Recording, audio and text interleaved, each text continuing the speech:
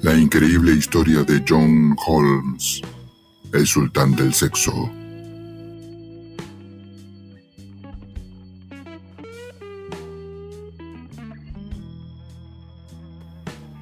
John Holmes fue una de las máximas estrellas del cine XXX norteamericano en la década de 1970. Llegó a cobrar $3,000 al día por tener sexo delante de las cámaras. Pero los excesos y los delitos no tardaron en aparecer y lo llevaron a una muerte prematura. Te cuento todo en este video.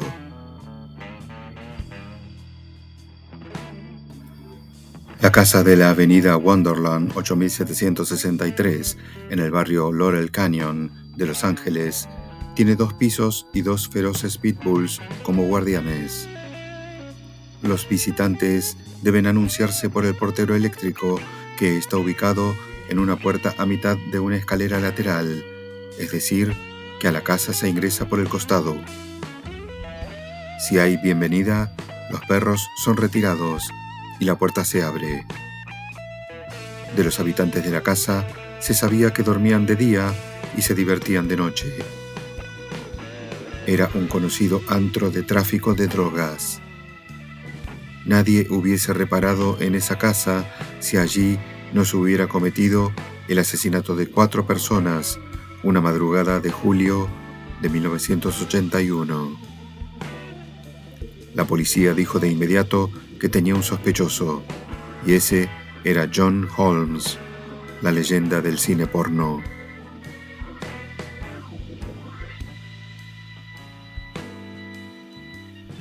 Casi todo es dudoso en la vida de Holmes antes de ser conocido por sus películas pornográficas.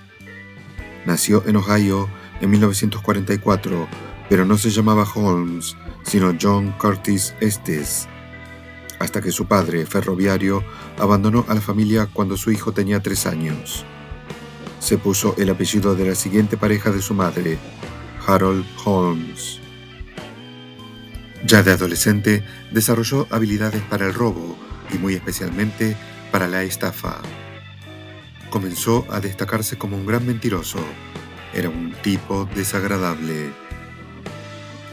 Holmes andaba diciendo que había sido criado en Nueva York por una tía millonaria y que una criada suiza lo había iniciado en el sexo a los 6 años. A estas mentiras agregaba que se había recibido de médico, que tenía una licenciatura en ciencias políticas y que había escrito varios libros infantiles, que se acostó con 3 gobernadores y con las esposas de 2 de ellos. Esta era la imagen que Holmes quería dar. La verdadera era la de un muchacho que dejó la escuela a los 16 años y se enlistó en el ejército. Luego de servir en la Alemania Occidental, se estableció en Los Ángeles y en diciembre de 1964 se casó con Sharon Gebenini, una enfermera. Él se empleó como conductor de ambulancias. Pasaron varios años de tranquila vida familiar hasta que en cierta ocasión Sharon llegó a su casa del hospital antes de lo previsto. Como puede suceder en estos casos, entró desprevenida, vio la luz encendida, llamó a su marido, pero nadie le contestó, hasta que de golpe entró en el baño. Encontró a John con una mano sosteniéndose su pene y con la otra midiéndoselo con 1 centímetro. John, sin perturbarse por la situación, le dijo a su mujer que había tenido la salvación en su cuerpo todo el tiempo y no se había dado cuenta. Se lo había dicho un fotógrafo de modas que orinaba a su lado en un club de naipes. Con Sharon aún sorprendida, le aseguró que se harían millonarios cuando interviniera en películas pornográficas. Le repetía que el tamaño de su pene los haría ricos. Holmes ya había aparecido en revistas porno y filmado algunas veces, aunque Sharon nada sabía. Ese sería el trabajo de su vida. El rostro de Sharon se oscureció de golpe. No hizo ningún escándalo. Le dijo a su marido que en adelante llevarían una vida normal de matrimonio, pero hacia afuera, es decir, seguirían juntos en la misma casa, saldrían a comer de vez en cuando, a alguna hamburguesería. Otras veces ella le cocinaría. Lavarían la vajilla después de comer, como venían haciendo hasta entonces, pero desde ese preciso momento nunca más lo recibiría en su cama.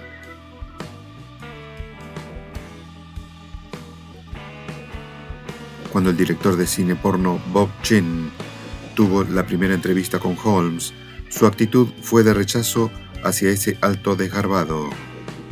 Pero todo cambió cuando el postulante se bajó los pantalones.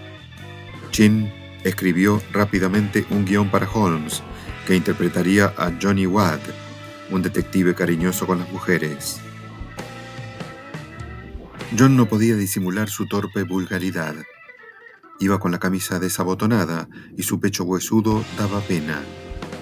Los pantalones ajustados lo convertían en una copia barata de un cantante de algún antro.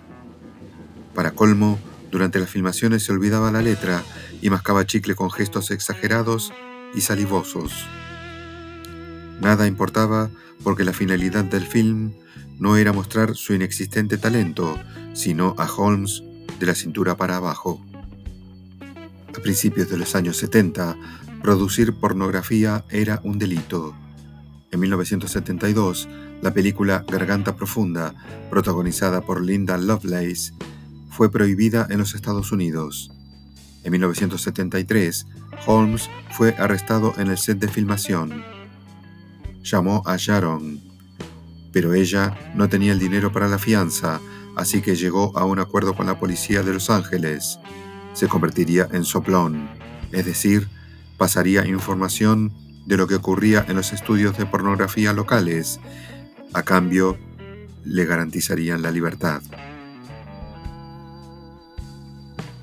Hacer pornografía era un trabajo difícil, pero Holmes se jactó ante un periodista de la revista Hustler de que era un talento natural para el trabajo. Puedo mantener una erección casi indefinidamente. En una película porno, una escena de sexo de 4 minutos significa que tenés que mantener una erección durante las 5 horas que lleva filmarla. Yo no tengo problema. En su mejor momento, el sultán del sexo, como lo llamaban, hizo más de 2.000 películas porno y cobraba $3.000 al día por tener sexo delante de las cámaras. En su punto más alto y en su punto más bajo, siempre consumió cocaína.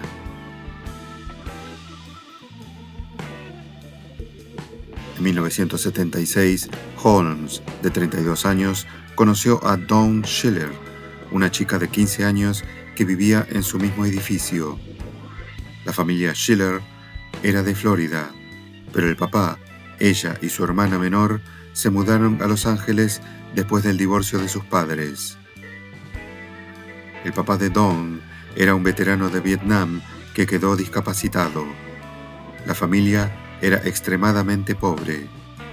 La conexión entre los Schiller y Holmes fue inmediata. El actor porno les pagaba a las hermanas por tareas de jardinería y hasta dejaba comida en su casa. Al principio, John Holmes parecía el hermano mayor de Dawn. La llevaba a pasear al centro comercial, iban a la playa y la esperaba a la salida del colegio. Pero pronto se volvió tan posesivo que la retaba cuando ella se iba con sus amigas. La relación entre John y Dawn se volvió pedófila. Sharon toleraba el romance de su marido con una adolescente. Incluso Dawn se mudó al departamento de los Holmes. Dawn vivió con los Holmes durante años, en los cuales él liberó su personalidad repugnante. A propia confesión, llegó un momento en que John consumía más cocaína que comida. Perdió mucho peso y allí arrastró a Dawn, a la que no solo inició en las drogas, sino a la que golpeaba y también prostituía. Las drogas y los años conspiraron para que el atractivo de Holmes para la industria porno ya no lo fuese. Los productores dejaron de llamarlo y el otrora rey del porno se quedó sin trabajo. Habían pasado los años de sexo, droga y rock and roll, y el final era predecible. Iba de aquí para allá casi todo el día drogado, robaba automóviles y también equipajes del aeropuerto de Los Ángeles. Frecuentaba la casa de Avenida Wonderland 8763 y a veces se quedaba días allí. Era un lugar de venta de drogas y de cosas robadas.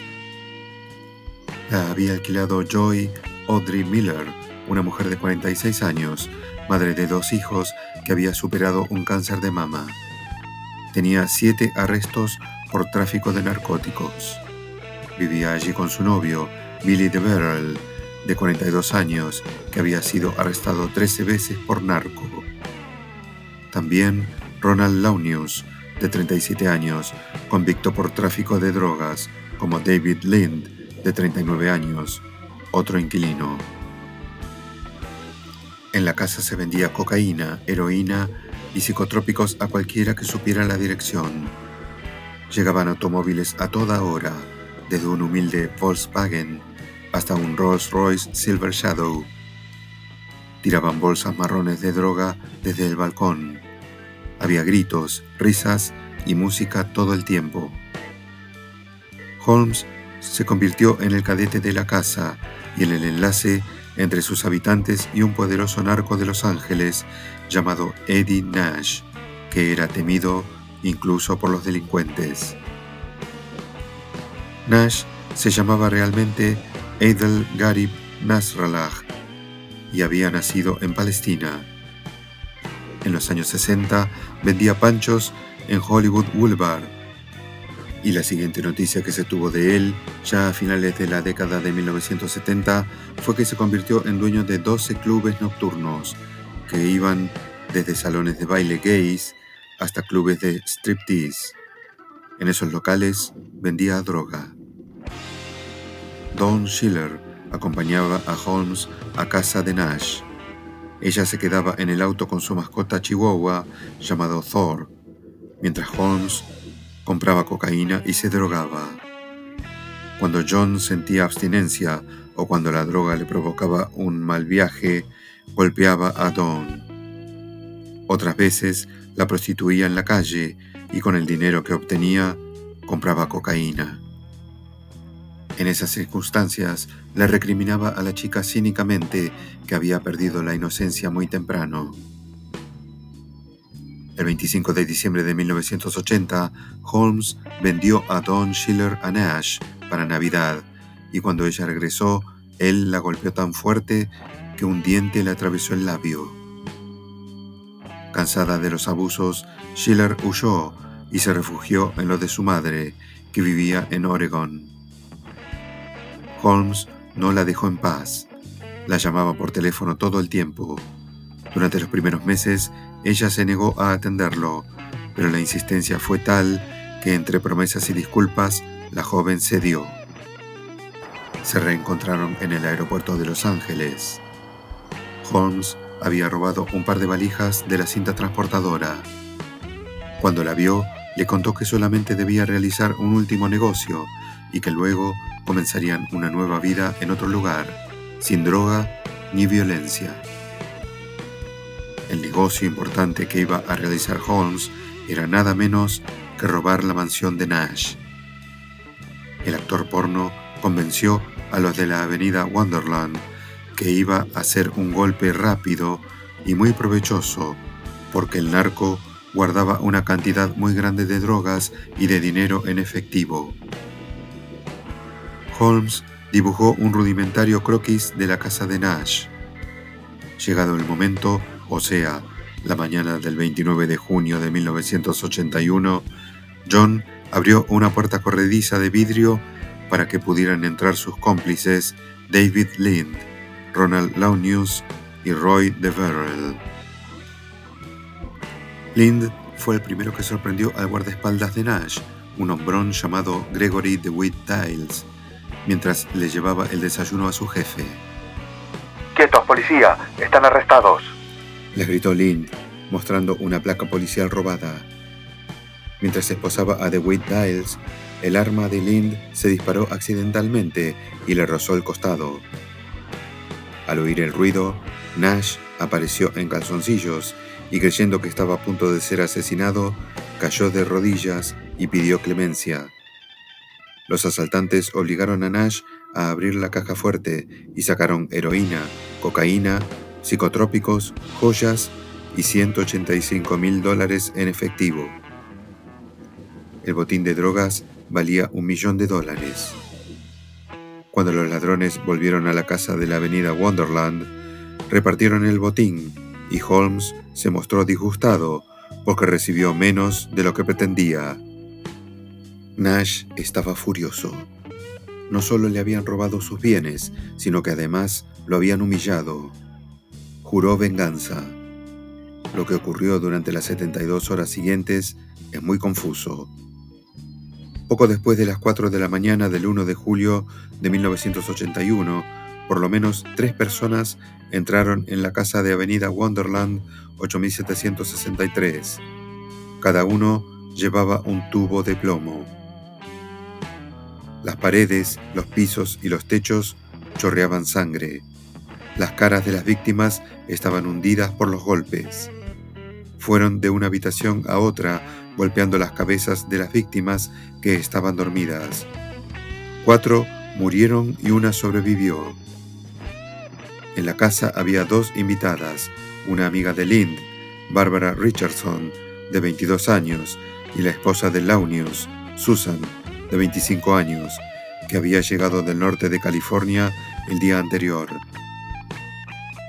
Recién 12 horas después de la matanza, un vecino escuchó gemidos provenientes de la casa y notó los ladridos incesantes de los pitbulls. Encontró la puerta entreabierta e ingresó. Lo primero que encontró fue el cuerpo de Barbara Richardson en el sofá. En un dormitorio del piso superior estaba el cadáver de Joy Audrey Miller, tendido en una cama, y el de Billy DeBerrell en un rincón de la misma habitación. En otro dormitorio, Ronald Launius yacía muerto en una cama y junto a él, horriblemente mutilada, pero aún con vida, su esposa Susan. Los policías estaban tan asombrados por la cantidad de sangre que decidieron filmar la escena, y esa cinta fue la primera que fue admitida como prueba en la historia judicial del país. David Lind se salvó de la matanza porque había pasado la noche con una prostituta en un motel del Valle de San Fernando, donde había realizado varias transacciones de drogas. Cuando la policía lo interrogó, Lind contó lo del asalto en la mansión de Nash. ¿Pero dónde estaba John Holmes durante los asesinatos? Sharon Holmes dijo que su marido llegó a su casa unas horas después de los crímenes, cubierto de sangre y sollozando porque había sufrido un accidente de auto, pero Sharon, enfermera, no encontró ninguna herida en su cuerpo. Incluso le dijo que la sangre que tenía encima no era la suya. John no respondió. Se limpió y se fue de la casa junto a Dawn Schiller. 9 días después, la policía los detuvo en un motel y los llevó para interrogarlos, pero luego los 2 fueron liberados. John Holmes fue de la comisaría directo a ver a su mujer. Estaba angustiado. Se dio un baño y casi llorando le contó a Sharon su papel en los asesinatos. Le dijo que después del robo en la casa de Nash, un par de matones del narco lo vieron caminando por la calle con una joya en el dedo que había sido robada en la mansión. Lo sujetaron y lo llevaron ante Nash. El palestino le dijo que mataría a sus familiares si Holmes no lo llevaba ante los responsables del robo. John condujo a los matones de Nash hasta la casa de la avenida Wonderland. Tocó el portero, lo vieron, sacaron a los perros y lo hicieron entrar. Detrás iban los hombres de Nash. Adentro lo obligaron a ver cómo asesinaban a los residentes. Sharon Holmes dijo a la policía que John nunca le reveló los nombres de los asesinos, y muy parecido al de Sharon fue el relato de Dawn Schiller. Con su vocabulario ramplón, John les dijo que a las víctimas los pulverizaron, que solo quedó baba. La policía le recomendó al ex actor porno que no se fuera de la ciudad, pero él se tiñó el cabello de negro, pintó de gris con aerosol a su automóvil Chevy Malibu y se fue con Dawn. A pesar del relato de Holmes, los investigadores no tenían pruebas contundentes que vincularan a Nash con los asesinatos. En los 7 meses siguientes, allanaron 3 veces la mansión de Nash y en la última ocasión se secuestró cocaína por valor de $1 millón. Nash fue condenado a 8 años de cárcel. Holmes volvió al porno para hacer una película gay llamada Los placeres privados de John Holmes. Fumaba 8 paquetes de cigarrillos por día y tomaba whisky para quedarse dormido. No quiso revelar a sus amigos que tenía SIDA y les dijo que padecía cáncer de colon. Sin embargo, siguió actuando en algunas películas pornográficas más y expuso conscientemente a varias actrices. A inicios de 1988 se casó en Las Vegas con su segunda esposa, Lori Rose, también conocida dentro del ambiente pornográfico como Misty Dawn. Se habían conocido en un set en San Francisco algunos años antes. 3 meses después, fue internado por dolencias relacionadas con el SIDA. Pesaba 40 kilos y sufría convulsiones por una encefalitis. Los policías de Los Ángeles fueron al hospital con la esperanza de que en su agonía Holmes confesara la masacre de la avenida Wonderland, pero le habían suministrado tanta morfina que apenas pudo balbucear unas palabras. Murió la noche del sábado 13 de marzo de 1988, a los 43 años. 2 años después, Eddie Nash fue acusado por el Tribunal Estatal de California por haber planeado los asesinatos de Wonderland. El juicio tuvo un resultado sorprendente que lo favoreció y lo hizo zafar. 11 jurados votaron por la condena y 1 por la absolución. Se sabría mucho después que ese solitario jurado había sido coimeado con $50,000. En 1991, el narco fue llevado otra vez a juicio, pero ahora lo absolvieron directamente por insuficiencia de pruebas. Recién en 2000, y después de 4 años de investigación de las fiscalías local y federal, Nash fue arrestado y acusado de dirigir una empresa de crimen organizado y que había participado en lavado de dinero, fraude electrónico y tráfico de drogas, así como en el cuádruple asesinato de 1981. En septiembre de 2001, ya con 72 años, Nash confesó que había planeado el ataque a la casa de la avenida Wonderland, pero que no tomó parte en la ejecución. El viejo narcotraficante no podía ser acusado del cuádruple asesinato porque nadie puede ser juzgado 2 veces por el mismo hecho, y él ya había sido absuelto por los crímenes. Frente a las acusaciones, solamente recibió 37 meses de prisión, y los crímenes de la avenida Wonderland quedaron impunes.